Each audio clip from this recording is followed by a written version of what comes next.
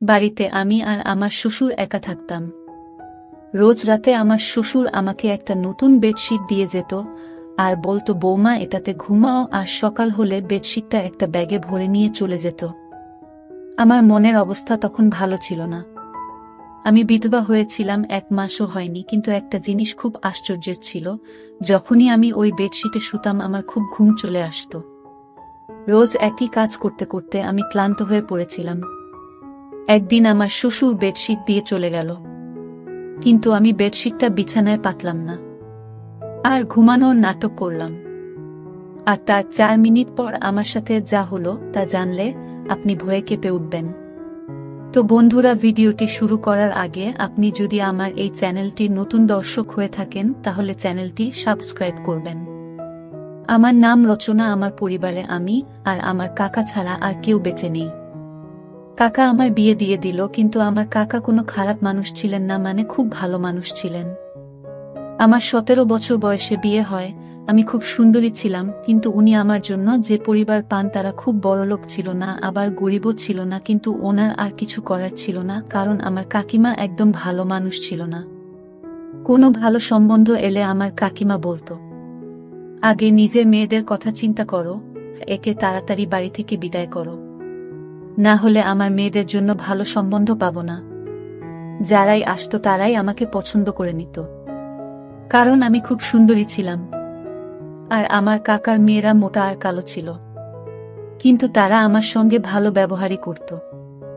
সবকিছু ঠিক ছিল, খালি কখনো কখনো আমার কাকিমা রেগে যেত, কারণ সম্বন্ধ তার মেয়েদের জন্য আসত। কিন্তু তারা আমাকে পছন্দ করে চলে যেত। এমনও হতো যখন সম্বন্ধ আসত কাকিমা আমাকে লুকিয়ে দিত। তারপর কাকা অধৈর্য হয়ে আমাকে যেখানে পাঠানোর তাড়াতাড়ি পাঠিয়ে দিলেন। কোনো খোঁজ খবরও নিলেন না, বেশি কোনো প্রশ্ন করলেন না। যে বাড়িতে আমার বিয়ে হয়েছিল সেখানে কেউ ছিল না। আমার বর দেরাদুনে চাকরি করত, সেখান থেকে বাড়ি আসতে তার একদিন সময় লেগে যেত, তাই রোজ আসা যাওয়া করতে পারত না। প্রতি 4 মাস অন্তর 1 সপ্তাহের ছুটি নিয়ে আসত। আমি ভাবতাম, ঠিক আছে, বিদেশে তো আর থাকে না, না হলে বছরের পর বছর অপেক্ষা করতে হতো, তা ও আসতে পারত না। বাড়িতে আমার শ্বশুর ছাড়া কেউই ছিল না, কিন্তু আমার বর বলল, তোমার চিন্তা করার দরকার নেই।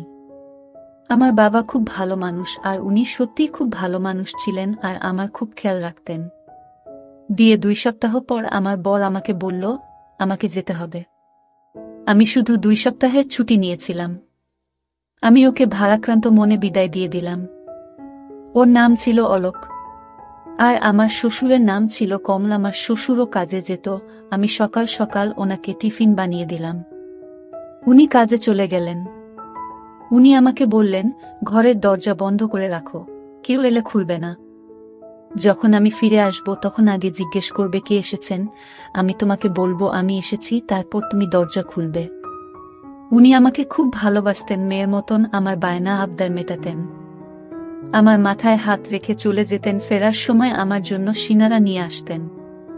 আমি বললাম, এসবের কি দরকার ছিল? উনি বললেন, তোমার নতুন বিয়ে হয়েছে, তোমাকে একটু সেবা তো করতেই হবে। আর যদি আমার স্ত্রী বেঁচে থাকতো, তাহলে তোমার মতো আমার একটা মেয়ে থাকতো, তাহলে ওর সাথে তোমার সময় কেটে যেত। কিন্তু উনি তো এই দুনিয়াতেই নেই। তখন আমি বললাম, কোনো ব্যাপার না, আপনি তো আছেন।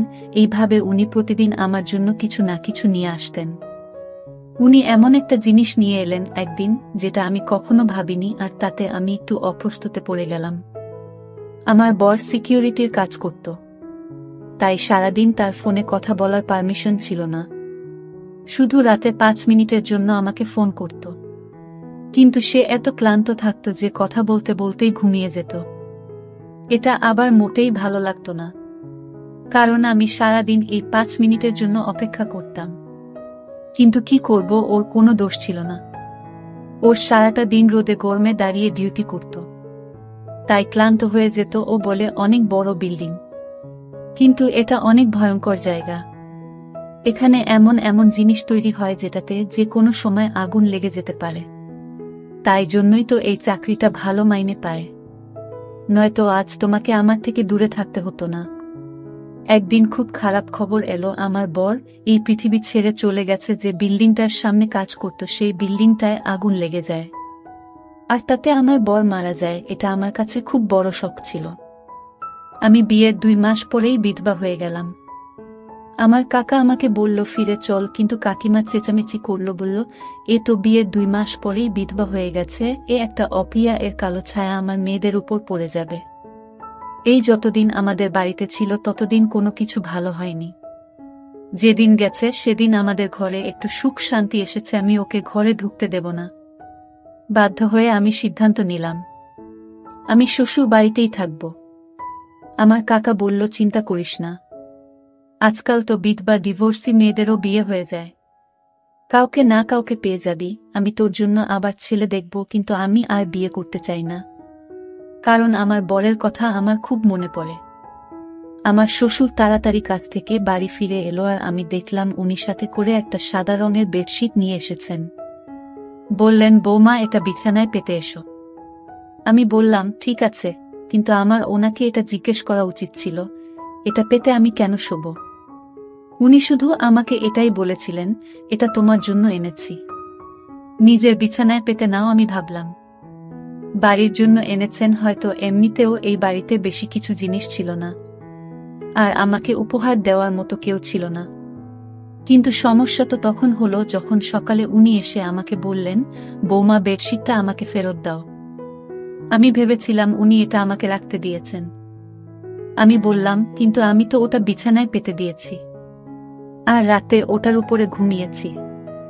উনি বললেন, কোন ব্যাপার না, ভালোই করেছ, রাতে ওটার উপর ঘুমিয়েছ, কিন্তু এখন আমাকে ওটা ফেরত দাও।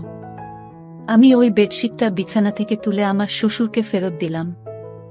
উনি বেডশিটটা ব্যাগে ভরে নিয়ে চলে গেলেন। দেখে তো মনে হচ্ছিল ওটা নতুন আর খুব দামি মনে হচ্ছিল, তাই জন্য হয়তো ফেরত দিতে চলে গেলেন। আমিও বেশ কিছু প্রশ্ন না করে বেডশিটটা ফেরত দিলাম। আবার বরের কথা আমার খুব মনে পড়ত, কিন্তু আজকে রাতে আমি খুব ভালোভাবে ঘুমিয়েছি, কিন্তু আগে বেশ কিছুদিন শুয়ে আমি রাতে বিছানায় শুধু কাঁদতাম, কেঁদে কেঁদে পাগলের মতো হয়ে যেতাম। আমার মনে হতো সবকিছু মিথ্যে। এখনই হয়তো আমার স্বামী ফিরে এসে বলবে ওই খবরটা মিথ্যে ছিল, আমি তো একদম ঠিক আছি, আমার তো কিছুই হয়নি। কিন্তু এগুলো শুধুই মন বোঝানো কথা। এরকম ভাবে কি কেউ ফিরে আসে? জীবন বড় খারাপ জিনিস, মানুষের সাথে ন্যায় বিচার করে না, উল্টে মানুষকে এমন পরিস্থিতির মধ্যে ফেলে দেয় যেটার জন্য সে প্রস্তুত ছিল না। আমি তো কখনো ভাবিনি যে আমি এত তাড়াতাড়ি বিধবা হয়ে যাব। আর আমার স্বামী, যার সাথে আমি মাত্র 2 সপ্তাহ কাটিয়েছি, সে এই পৃথিবী ছেড়ে চলে গেল। আমার মনে শুধু একটাই আশা, হয়তো আমি মা হতে চলেছি। আমার স্বামী মারা গেছে মাত্র 1 মাস হয়েছে। কিছুদিন আর যদি বাঁচত তাহলে হয়তো আমি নিশ্চিত হয়ে যেতাম যে আমি সত্যিই মা হতে চলেছি নাকি সেটা নয়, কারণ যখন আমার স্বামী ফিরে গিয়েছিল তার 20 দিন আগে সে আমার কাছে ছিল, আর তার যাওয়ার 2 দিন পরই খবর এলো যে সে আর বেঁচে নেই। তাই জন্য আমার মনে একটা আশা ছিল। রাতে যখন শ্বশুর ফিরে এলো তখন আবার একটা বেডশিট নিয়ে এলো, বলল বিছানায় পেতে নিতে। আমি বললাম কি ব্যাপার, আপনি ফেরত দিতে কেন গেছিলেন? উনি বললেন যে দোকান থেকে আমি এই বেডশিটটা নিয়েছিলাম, ওই দোকান থেকে আমার বন্ধু ও বেডশিট নিয়েছিল, কিন্তু ও বোন বাবা ওটা দাম কমে গিয়েছে, আর আমারটা দাম বেশি নিয়েছে, তাই আমি ওটা নিয়ে ঝগড়া করতে গেছিলাম। দোকানদার আমাকে 2 টাকা ফেরত দিয়েছে, তুমি গিয়ে শুয়ে পড়ো। আমি বললাম ঠিক আছে। আমি আবার বেডশিটটা পেতে নিয়ে শুয়ে পড়লাম। এমন ঘুমান না, একেবারে সকালে গিয়ে ঘুম ভাঙল, কিন্তু সকালে আমার শরীরটা ভালো লাগছিল না। আমার মনে হচ্ছিল আমি মা হতে চলেছি। তখন আমার মাথাটাও ঘুরছিল, আর গা হাত পা ব্যথা করছিল। কিন্তু সকালে যখন জল খাবার বানাচ্ছিলেন, শ্বশুর আবার এসে বলল বেডশিটটা ফেরত দাও। আমি অবাক হয়ে গেলাম। আমি ওনাকে কিছু জিজ্ঞেস করতে গেলাম তো উনি বললেন আবার এখন টাইম নেই, তাড়াতাড়ি ওটা নিয়ে আসো। আমি তাড়াতাড়ি ওটা এনে ওনাকে দিয়ে দিলাম। উনি কোনো উত্তর না দিয়ে বাজারে চলে গেলেন, আর বললেন আমার অনেক কাজ আছে বোমা, তুমি নিজের খেয়াল রেখো। আমি ভাবলাম এসব কি হচ্ছে, কখনো ফেরত দিতে চলে যান, কখনো নিয়ে চলে আসেন, জানি না উনি কি করছেন। বুড়ো মানুষ, এরা খুব সহজেই অন্য লোকের কথা বিশ্বাস করে। যখন বেডশিটটা নিয়েছে তখন চুপচাপ রেখে দিন। 1-2 টাকার জন্য এত ঝামেলা করার কি আছে? আজকাল তো 2 টাকায় একবার খাবারটাও হয় না। কিন্তু আমার শ্বশুরকে কে বোঝাবে? আমার শরীরটা পুরো দিন খারাপ হয়ে রইল। আমি মনে মনে খুশি হলাম যে আমি মা হতে চলেছি। আমি এই জন্য খুশি হয়েছিলাম যে আমার স্বামীর কিছু না কিছু চিহ্ন তো আমার কাছে থাকবে। আমি ভেবে নিয়েছিলাম যে যদি ছেলে হয় তাহলে আমি তার নাম আমার স্বামীর নামে রাখব। এই ভেবে অলোক আমার জীবনে আবার ফিরে আসবে। কেউ তো আমার নিজের হবে, না হলে তো আমার জীবনে নিজের বলে কেউ নেই। একমাত্র স্বামী ছিল সে, ও এই পৃথিবী ছেড়ে চলে গেল। আমার শ্বশুর তো রুটিন বানিয়ে ফেলেছিল। উনি রাতে আমাকে পেয়েছি দিতেন, আবার সকালে ফেরত চেয়ে নিতেন, আর আমি এমন ঘুমিয়ে পড়তাম যে আবার কোনো হুঁশ থাকত না। আমি কোথাও শুনেছিলাম যে যখন মহিলারা হয় তখন তার খুব ঘুম পায়। তাই জন্য আমি অন্য কিছু না ভেবে এই সব নিয়ে বলেছিলাম। কিন্তু 1 সপ্তাহ পর আমার এই আশাটা ভেঙে গেল। আমার মন খুব খারাপ হলো। আমি গর্ভবতী ছিলাম না, আমার স্বামীর কোনো চিহ্ন আমার কাছে রইল না। আমার খুব বেশি আফসোস লাগছিল, খুব কাছে ছিলাম। শ্বশুরকে এসব কিছুই বলিনি, কিন্তু উনি জিজ্ঞেস করলেন কাঁদছো কেন? আমি বললাম না কিছু না। কিন্তু আবার আমি চিন্তা করতে লাগলাম, যদি আমি গর্ভবতী হব তাহলে আমার এত কেন ঘুম পায়, আমার শরীর এত ব্যথা হয় কেন? আমি তো ভাবছিলাম এসব কিছু গর্ভবতী হওয়ার জন্য হচ্ছে, তাহলে আমার শরীর এত খারাপই বা ছিল কেন? কিন্তু এখন কাকে বলবো? আমাকে ডাক্তারের কাছে নিয়ে চলো। শ্বশুরকে বলতে কেমন অস্বস্তি হচ্ছে। কাকে বলবো? তো কাকা কি ভাববে? যদি আমার স্বামী বেঁচে থাকতো তো ওর সাথে চলে যেতাম। কিন্তু ধীরে ধীরে যন্ত্রণা বাড়তে লাগলো। রাতে খুব গভীরভাবে ঘুমিয়ে যেতাম, বুঝতে পারতাম না কখন ঘুমিয়েছি আর কখন জেগে আছি। আর এদিন এক দৃশ্য দেখে আমি তো অবাক হয়ে গেলাম। দেখলাম আমার শ্বশুর নিজেই বেডশিটটা ধরছে। আমি অবাক হলাম এটা ভেবে যে ইনি চাদরটা ধরছেন কেন? উনি কি মনে করেন যে আমি চাদরটা নোংরা করে ফেলেছি? তাই যদি মনে করে তাহলে আমাকে বললেই পারতেন, আমি নিজে ধুয়ে দিতাম। কিন্তু তিনি চাদরটা নিয়ে কি কাজ করছেন? এটা আমার ঘরে ছিল। আমি মনে করতাম আমার শ্বশুর ছেলের মৃত্যুতে হয়তো পাগল হয়ে গেছেন, অদ্ভুত অদ্ভুত কাজকর্ম করছেন। একটা চাদর গিয়ে বারবার খেয়ে ধরে রাতে বলে পেতে নাও, সকালে বলে ফেরত দাও। এই ধরনের আচরণ তো কোনো নর্মাল মানুষ করবে না। কিন্তু আমি কিছু বলতাম না, কারণ আমার থেকে বেশি ক্ষতি ওনার হয়েছিল। ওনার বুড়ো বয়সের লাঠি হারিয়ে গেছিল। আমার স্বামীর মৃতদেহটাও আমরা পাইনি। শুধু আমাদের এটুকু বলে দেওয়া হয়েছিল যে সে এই পৃথিবী ছেড়ে চলে গেছে।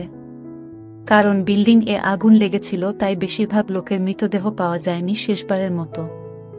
আমার শ্বশুর ছেলেকে প্রাণ ভরে দেখে ও নিয়ে আর আমিও দেখিনি।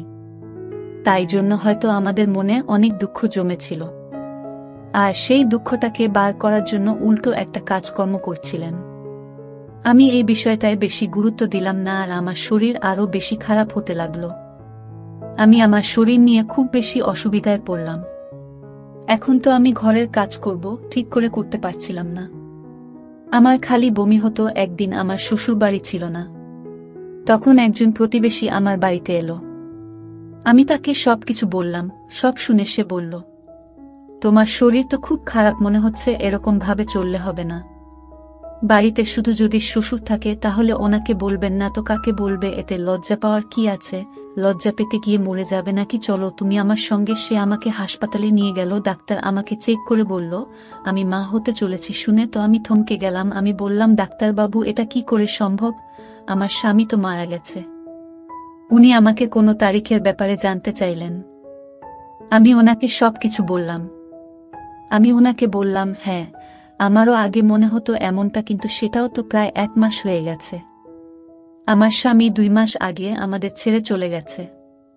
কিন্তু ডাক্তার বলল কখনো কখনো এরকমটাও হয়, হয়তো আপনার সাথেও এমনটাই হয়েছে। মহিলার শরীরে কোনো লক্ষণ দেখা দেয় না, কিন্তু তবুও সে গর্ভবতী হয়। আমি তো কিছুই বুঝতে পারছিলাম না। তারপর ডাক্তার আমাকে বলল, তুমি কারো সাথে কোনো নোংরা কাজ করনি তো? আমি বললাম, সৃষ্টিকর্তার দিবি আমি এমন কোনো কাজ করিনি। আমি তো আমার স্বামীকে খুব ভালোবাসতাম। আর আমি ওনাকে বললাম, আমাদের বাড়িতে তো আমার বউ শ্বশুর ছাড়া আর কেউ থাকে না, আর আমি কোথাও যাওয়া আশাও করি না। ডাক্তার বলল, ঠিক আছে দেখো, কিছু মনে করো না। এসব ক্ষেত্রে এই ধরনের প্রশ্ন করা হয়। কিন্তু তুমি মা হতে চলেছ এটা একদম নিশ্চিত। এখন আমি এটা জানি না যে তুমি আমাকে মিথ্যা কথা বলছো নাকি তুমি তোমার তারিখটা বলতে ভুল করছো। আমি আবার হিসাব করতে শুরু করে দিলাম, কিন্তু আমার হিসাব মতো এই বাচ্চাটা আমার স্বামীর ছিল না। আমি ডাক্তারকে মিথ্যা বলে দিলাম, কারণ ডাক্তার হয়তো আমার বদনাম করে দেবে। আমার সঙ্গে আমার পাড়ার মহিলা ছিল, সে বলেছিল সে প্রায় এই ডাক্তারের কাছে আসে, এখন তো সে বাইরে বসেছিল। কিন্তু না জানি যদি কালকে আমার ব্যাপারে কিছু জিজ্ঞেস করে নেয় তাহলে কি হবে। আমি বললাম, আপনি ঠিক বলেছেন, আমি তারিখ গুনতে ভুল করেছি। ডাক্তার আমাকে কিছু ওষুধ লিখে দিলেন আর বললেন, আপনার শরীর একটু বেশি খারাপ অবস্থায় আছে, আপনার নিজের প্রতি অনেক যত্ন নিতে হবে। কিন্তু আমি এটা ভেবে পাচ্ছিলাম না যে বাচ্চাটা কার। যখন থেকে আমার স্বামী মারা গেছে তখন থেকে আমার সাথে এসব কি হচ্ছে। একটা অদ্ভুত ঘটনা আমার সাথে ঘটেছিল, যেটার সাথে আমার শ্বশুর জড়িত ছিল। এটা তো ছিল চাদরের ব্যাপারটা, আর একটা ছিল আমার অজ্ঞান হয়ে যাওয়ার মতো ঘুম পাওয়া।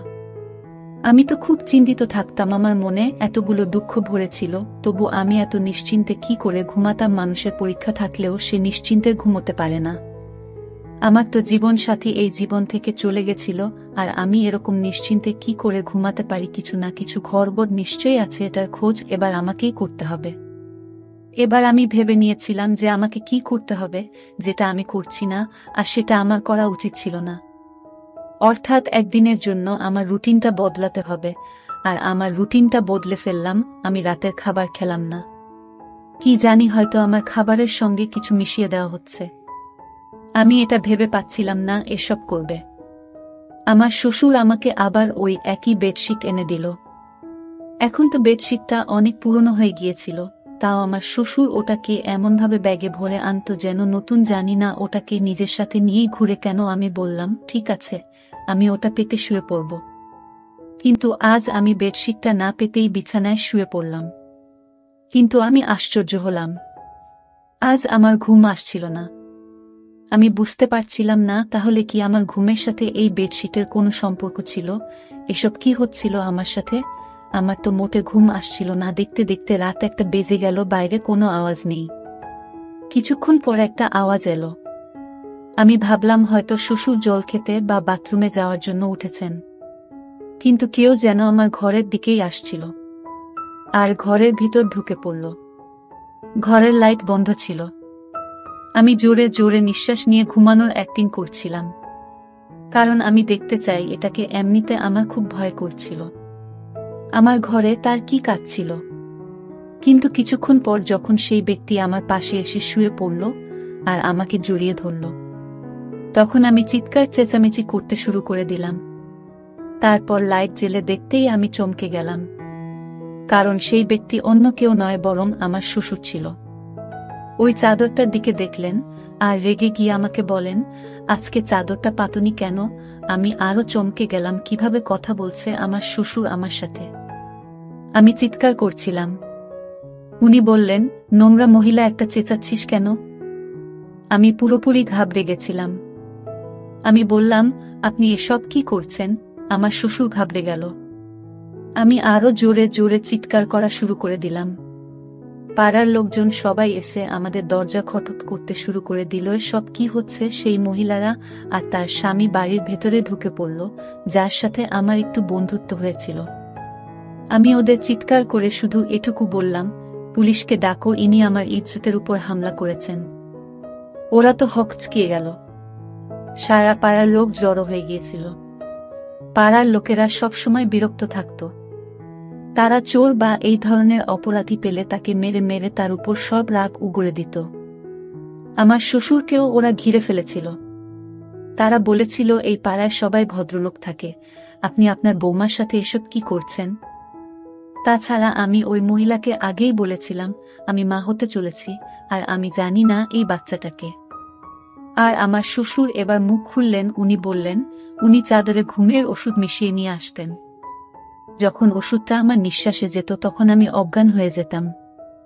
আর উনি রোজ আমার ইজ্জতের উপর হামলা করতেন।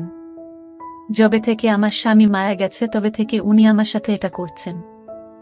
আর এই বাচ্চাটা, উনার সবাই নিজের কানে হাত দিয়ে ছিছি করতে লাগলো। কেউ কেউ বলল, এই ব্যক্তিকে পাড়া থেকে বের করে দাও। কিন্তু আমি আওয়াজ উঠালাম, আমার কাকাকে ও ডাকলাম। আমি বললাম, আমি আত্মহত্যা করব। যদি এই ব্যক্তির শাস্তি না পায় যে কিনা আমার উপর হামলা করেছে, আমি তো এটা নিজে বাবা মনে করতাম। আমার কাকা বলল, এবার তোমার কাকিমা যাই বলুক, পুরো দুনিয়া তোমার বিপরীতে চলে গেলেও আমি তোমাকে আর কিছুতেই এখানে থাকতে দেব না। আমার শ্বশুরকে পুলিশ নিয়ে গেল, আমি আমার কাকার বাড়ি চলে গেলাম। কিন্তু আমি সবসময় টেনশনে থাকতাম, এটা আমার কি হয়ে গেল? আমি তো জীবনে কোনো অসৎ কাজ করিনি, কিন্তু আমার ভাগ্য কেন এরকম হলো? এখন আমার পেটের বাচ্চাটা আমার কাছে নিজের উপর অভিশাপ বলে মনে হচ্ছিল। এখন আমি এই বাচ্চার কি পরিচয় দেব? এই বাচ্চার পরিচয় দেওয়ার মতো কিছুই আমার কাছে রইল না। কিন্তু আমার বিবেক সব সময় আমাকে